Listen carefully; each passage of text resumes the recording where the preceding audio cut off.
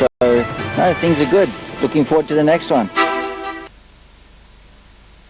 This is the Polokwane Rally, the penultimate round of the 2012 South African Rally Championship, and the second to last chance for our top drivers to try and claim rally glory. The event was run for the first time in 2011, so the mix of bushveld and farm roads will still be relatively unfamiliar to the drivers, while a number of spectator stages are also planned in and around the Limpopo capital to give rally fans the opportunity to get really close to the action. And this is the man who will have it all to do. Johnny Gemmell leads the championship and will therefore be hunted. Yeah, obviously, we're just leading by a couple of points, and this is the second last event, so we're going to be giving it a full go. And this is the man who will no doubt come out with all guns blazing to hunt Gemmell down. Oh, absolutely. I'm hoping that we've got some surprises for them, but time will tell. I think we've got a good package as per normal, and the momentum going from the pace from the last rally. Mistakes by both Gemmell and Cronje could theoretically see John Williams sneak in and walk away with the title. 6 times national champion Jan Habig was also in the hunt a few events ago, but he missed the Toyota Cape Rally to contest a round of the World Rally Championship. It was an opportunity to go and compete there. We went there to learn as much as we could. Quite an awesome experience. Charles Wilkin has consistently finished all 6 events so far, but his 5th position on the points log is now under threat. Yeah, it hasn't been a good season so far, but it's a good start to this rally, and hopefully it can carry on throughout the rally, and we desperately need a good result. JP Damso is one of the drivers who will hope to finish strong in 2012. It's been a slow start for Enzo Kuhn, but the car has shown good pace recently. Gugu Zulu has also been consistent in the older specification BP Polo. And what a privilege to see the talent of Dutch star Hans Weiss on South African soil. Weiss has shown rally-winning pace and will be eager to convert it into a good result in Polokwane. I think in this rally we need a lot of luck, because I see some jumps in the road I see on DVD and they look worse now. So I will discover it in the first stage, and we will see what we can do here. The same goes for Toyota and Volkswagen's other stars in the form of Leroy Poulter and former champion Hergen Fecken, who both don't have much to show for their efforts so far in 2012.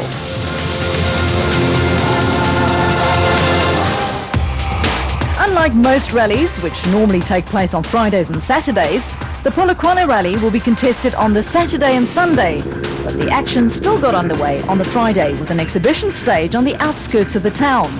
Polokwane chairperson for Sports, Arts, Culture and Special Focus, Councillor Mamedupe Tefo, was on hand to witness the excitement that rallying brings to the city of Polokwane.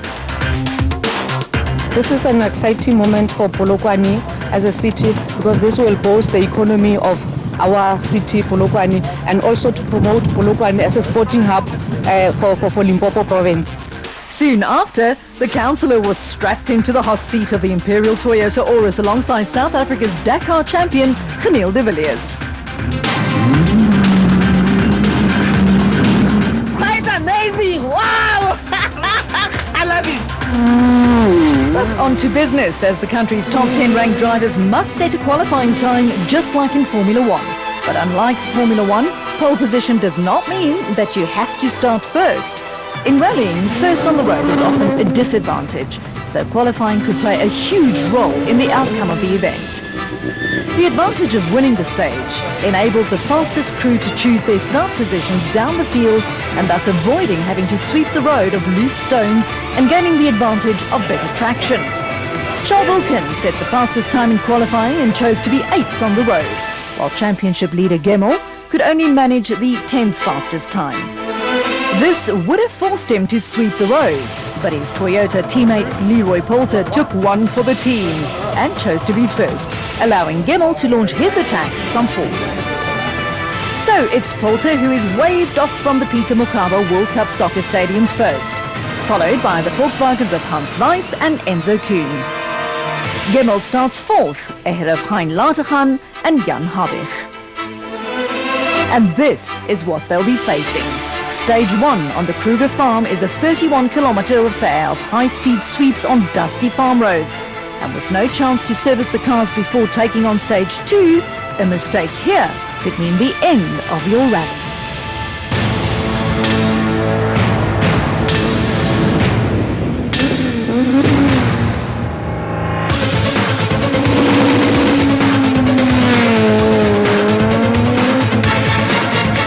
Polokwane Rally action gets underway with the Castrol Toyota Auris of Leroy Poulter and Alvin Kutsia, the first ones to venture into the unknown. Poulter won this event last year, so he has the speed. But something was already wrong. We damaged the front of the car early in the stage, so we just have to get it through, you know. Very slippery. It was a broken suspension, which required urgent roadside repairs. Unlike Poulter, Dutch driver Hans Weiss and Belgian co-driver Bjorn de Gant would never have seen these type of roads before. The BP Volkswagen driver is obviously more used to narrow and dust-free European rally roads, and his frustration showed. En 290, rechts houden, over bumpy vol. A stupid stage. It is. With Poulter having problems and Weiss not happy with the conditions, Enzo Keen and Guy Hodgson were the first ones to reach the end of stage 1 with a smile on their faces. The BP Polo set the fastest time so far of 19 minutes and 55 seconds. The flat 6, 50, flat left 5. The flat 5, 250. But with a number of fast drivers still to come, it was clear that Keen's time will not stand for long, and it didn't. Championship leaders Johnny Gemmell and Callan Swan crossed the flying finish in a time of 19 minutes and 47 seconds. That's 8 seconds faster than Keen. Yeah, okay, very slippery, a lot of dust there. I went about 4 or 5 times back in my own dust, didn't see properly. Behind Gemmell, the SAC trucks Peugeot of Hein Latergan and his brother-in-law Johan van der Merwe was also showing a good turn of speed, 19 minutes and 57 seconds. This is Jan Habig's first outing since returning from the UK, where he competed on the Wales Rally of Great Britain. The experience showed as the Basil Reid Ford Fiesta blitzed through the 31 kilometers of stage 1 in a time of just 19 minutes and 43 seconds, the fastest so far. A little bit dusty, I have to admit. We have a shot once and just got caught in our own dust for like I don't know how long. It just felt like forever. But all eyes are once again on Mark Cronje and Robin Houghton. This Sassel Ford driver has been the pace setter on most of the events so far in 2012, and once again Cronje made his intentions very clear early on by crossing the flying finish in a time of just 19 minutes and 27 seconds. That's nearly 16 seconds faster than Habig. Turn right 7, yeah, cut left 2 in. Yeah, I'm happy with the time. I actually didn't expect that at all, to be honest with you. So I take the time, thank you very much, and off we go. Charles Wilkin and Greg Godrich won the qualifying stage the day before, but the start of their rally proved less successful. The second of the Basil Reid Fiestas had an overshoot or two and lost around 45 seconds to the flying Cronje.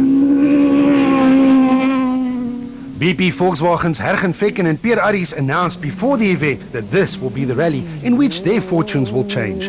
They will be happy with nothing less than a podium finish and started well by setting the second fastest time of all, despite picking up a puncture.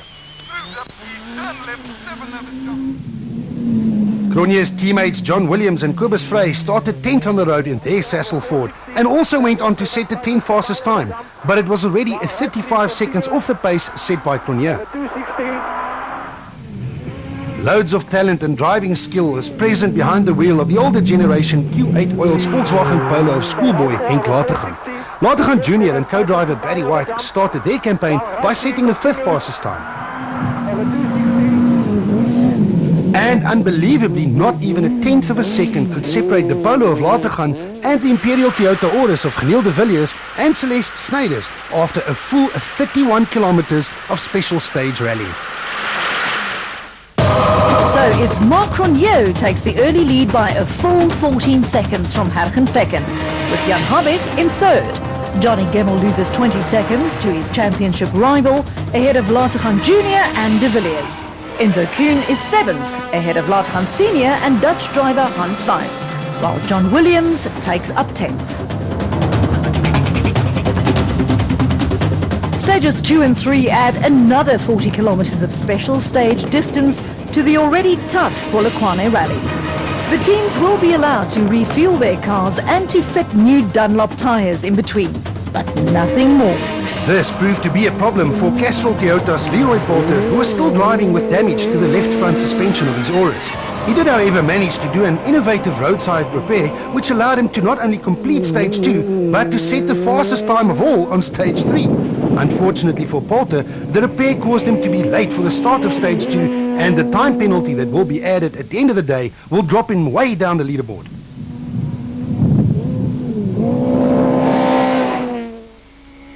With Poulter now further down the order, the unlucky duo of Hans Weiss and Bjorn de Gant was now the first car on the road, the same roads that the Dutch driver is so unfamiliar with. The BP Volkswagen driver lost another 14 seconds to the leaders on stage 2, but on stage 3, the Dutchman went flying, quite literally.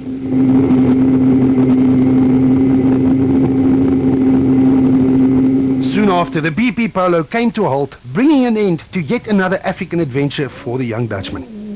Enzo Keen and Guy Hodgson are fresh from a second place finish on the previous event, so the former champions had every intention to repeat the performance in their BP Volkswagen Polo. Keen was now second on the road, but set an excellent time on stage 2 and followed it up with another fast time on stage 3 to move into the third position overall. Left 3, 70, left, right 1, 80, right 1. With his championship rival Crony already setting the pace, Johnny Gemmel and Callan Swan were under severe pressure to not let their rival get too far ahead. Gemmel is as cool and calm as they come, but something inside the Castrol Toyota was wrong, and the normally fast Gemmel could simply not keep up. The 10th fastest time on stage 2 and only the 11th fastest time on stage 3 was definitely not what Gemmel is used to. Behind Gemmel, Hein Lategan and Johan van der Merwe were getting up to speed in their SAC trucks Peugeot 207. Lategan Senior won a few stages of this event last year, so he clearly likes these roads, and on stages 2 and 3 it showed. Lategan set the 6th and 8th fastest times respectively to move himself up into 5th position overall. It was a good stage. The first stage I really drove like a real amateur, and so I calmed down, and stage 2 and 3 it went well. The Basil Reed Ford Fiesta of Jan Habig and Robert Paisley is the next car on the road, and Habig was clearly in the mood for rallying. The 6 times national champion started stage 2 in 3rd position on the leaderboard, but the fastest times so far on both stages 2 and 3 quickly moved him up into 2nd. Just a clean run, we didn't overshoot, we didn't get stuck in our dust, just kept it nice and easy with the real rough stuff. Habig's times would have been good enough to clinch 2 successive stage wins, was it not for that man Cronje and his Sassel Ford Fiesta. Cronje and co-driver Robin Houghton lost out on the overall championship here in Polokwane less than 12 months ago, and this time he was clearly determined to set things right as he completed this tricky loop of stages still in the lead and with a 13-second advantage over second-placed Habig. Somebody's taken the arrows down. We can't see the arrows. So we're missing the turns.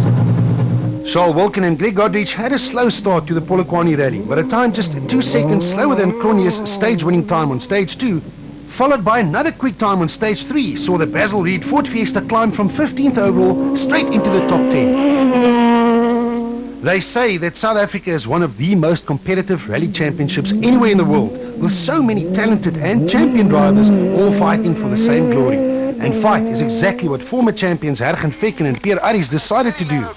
The BP Volkswagen Polo started this loop of stages in 2nd place, but something was holding them back as they slid from 2nd down to 4th. If I don't have 1st and 2nd gears. From 10th on the road, the normally very quick John Williams and Kobus Frey were just not getting to grips with the unique conditions of the Polokwane Rally. The Sassel Ford team was struggling with their pace notes and got lost, losing valuable time. Yeah, hip and left. That's right, Kobus. Hip and left into narrow gate stay, right 7. So yeah. Someone who had no issues with commitment was the young Henk Lategan, partnered by Barry White. Lategan Jr. completed stage 2, is still in 5th position overall, but on stage 3, the youngster's good run came to an abrupt end when a control arm holding a wheel to his Q8 Alls Volkswagen Polo snapped. This is former Dakar winner Geniel de Villiers and co-driver Celeste Snyders in the Imperial Toyota Auris. Although de Villiers is one of the most accomplished motorsportsmen around, he is also still relatively new to special stage rallying and acquitted himself well of his task by finishing this loop of stages without incident and in 7th position overall.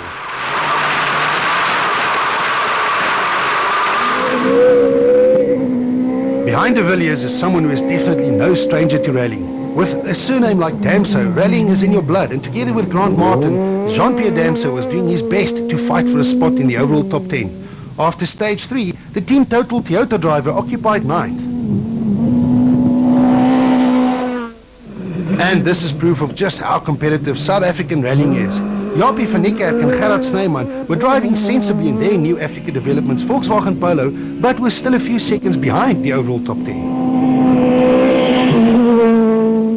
And hot on their heels was the second of the team total Toyotas, driven by Mohamed Musa and Andre Vermeulen, who were going well despite this scary moment.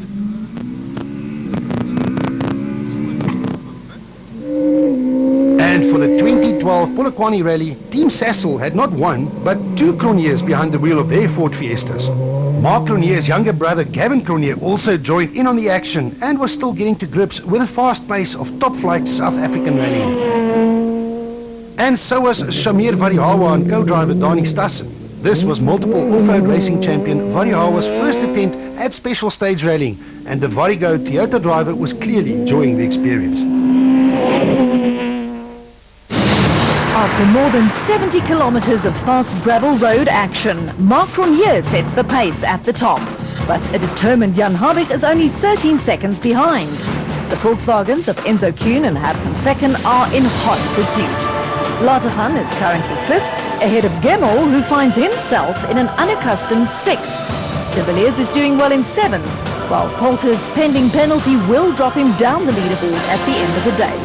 Damso and Wilkin round off the top 10. Finally, a visit to the Dunlop Service Park and a chance to attend to both man and machine. It also provided a quick opportunity to reflect on what's already happened.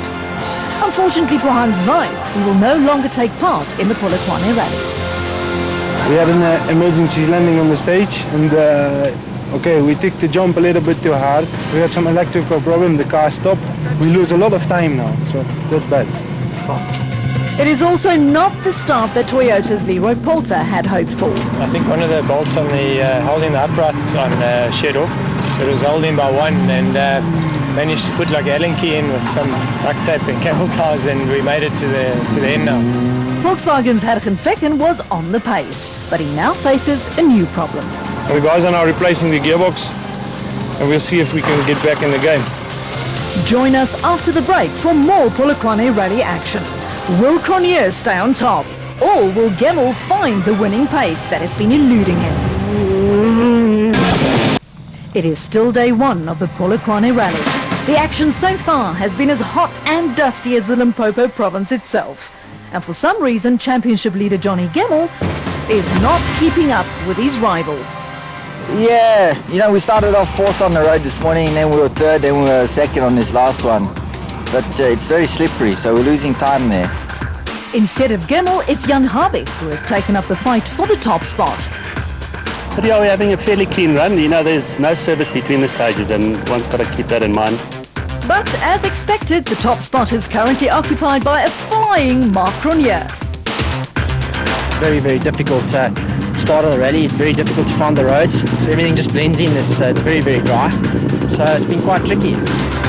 Following 3 demanding stages on dirt, stage 4 is a 3-kilometer test of tarmac driving skills on the roads of the Turbo Power industrial area on the outskirts of Polokwane.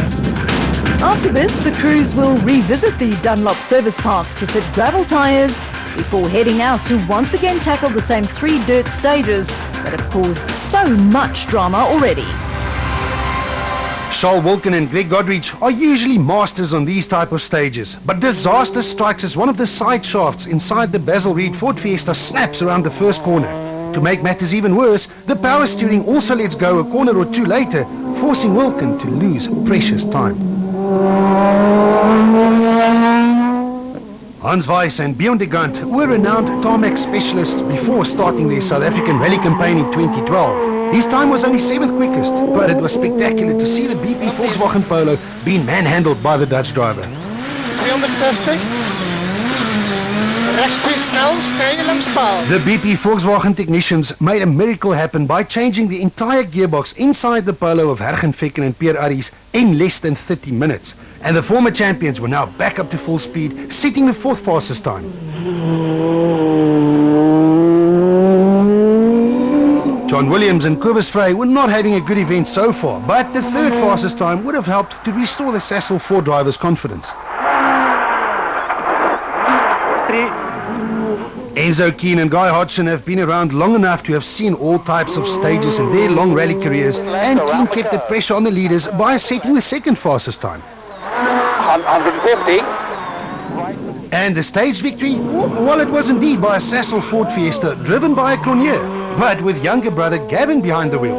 It was Gavin Cronje and co-driver Van Aert Schoeman's first ever stage victory. As far as Mark Cronje was concerned, it was the wrong Cronje who set the fastest time. The rally leaders got a little lost on the confusing streets of the stage and lost a few seconds to his rivals. But times on stages like this one are still too close to really make a difference, although the Basil Reed Ford of Jan Habig and Robert Paisley closed the gap to Cronje by 5 seconds, while Johnny Gemmel and Callan Swan also reduced their deficit by around 4 seconds. But the overall leaderboard still looked the same. But not for long, as the teams now return to the dusty gravel roads north of Polokwane for stages 5 and 6, exact repeats of stages 1 and 2 from earlier in the day. Hein Latergan and Johan van der Merwe returned to the gravel in 5th spot overall, but sadly for the SAC Trucks Peugeot 207 driver, they did not reach the end of stage 5. The next moment the engine has stopped, and it seems as if the cam belt has snapped. John Williams and Cobus Frey are currently 3rd in the title chase, but the young Cape Townian was not enjoying the Polokwane Rally. The Sasol 4 driver was struggling with his pace notes all day, and to make matters even worse, he was now also nursing an overheating engine. Ahead of Williams, Mohamed Musa and Andre Vermeulen were now starting to make inroads and moving closer to the overall top 10, despite this overshoot on stage 5 that cost them around 14 seconds. On stage 6, the team total driver did not make any mistakes and was now on the verge of a top 10 position. The man that prevented Musa from entering the top 10 was none other than Japie van Niekerk and Gerard Snyman. The new Africa Developments driver missed a few rallies in 2012 and was bugged by mechanical issues on a few other, but so far all was going well. The broken side shaft and loss of power steering on the tar stage cost Charles Wilken and Greg Godrich dearly.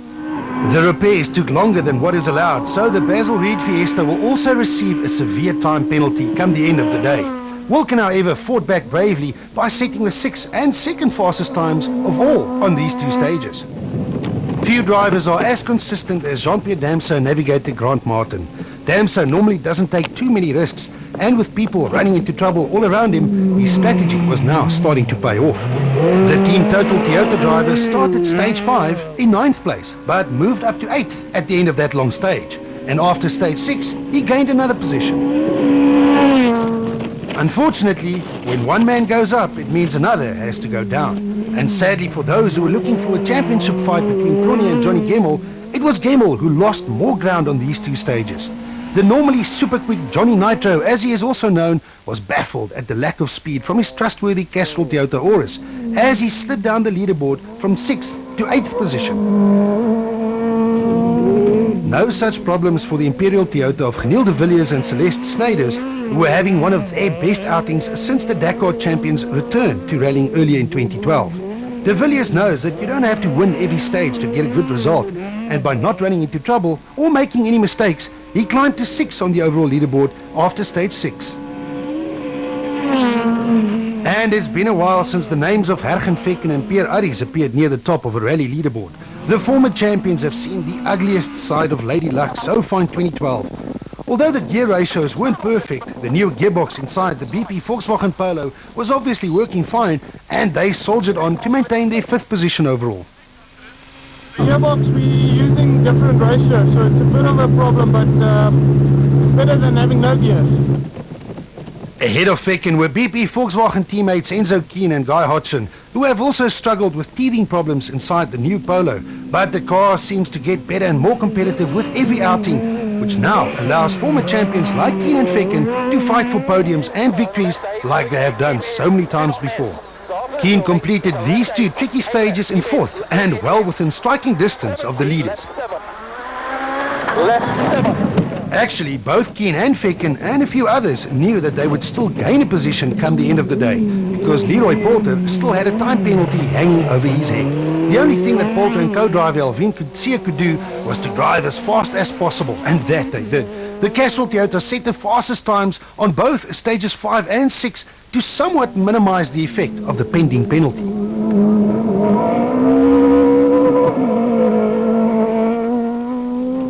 The old master Jan Habig, partnered by Robert Paisley, started the afternoon just 8 seconds behind the leader Mark Cronje, and Habig normally doesn't need an invitation to fight for a victory. But the Basil Reed Ford Fiesta developed a small problem with its braking system. And when you are driving at these speeds and fighting for split seconds, you need to have the confidence that the car will stop when you jump on the middle pedal. Habig didn't have this and ended stage 5 and 6, now a full 28 seconds behind the leader. Going quite tough, you know, there's a lot of dust. Let's drive back to your own dust. And I think that's got quite an influence on what's going on, quite frankly. The leaders in question were still Mark Cronje and Robin Houghton. The Sasol Ford took the lead on the opening stage of the morning and since then never looked like they were in any danger of losing it. Cronje knows that the sport of rallying can be very humbling at times, but his approach this year has been very professional and he's now reaping the rewards. He didn't win these 2 stages, but he also didn't have to, as his lead was now a very comfortable 28 seconds over Jan Habig.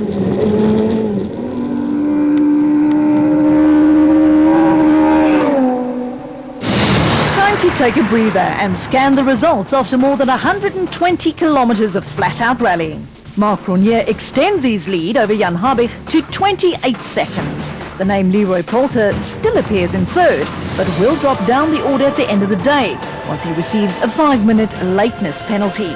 So the 2 BP Polos of Enzo Kuhn and Hergen Fecken are effectively third and fourth, followed by Geniel de Villiers and JP Danso, and Johnny Gemmell is most definitely not where he wants to be. Stage 7 is a repeat of stage 3 from earlier in the day, but it's also the last gravel stage of day 1, so it could play a huge role in the overall outcome of the event. Johnny Gemmell and Karen Swan were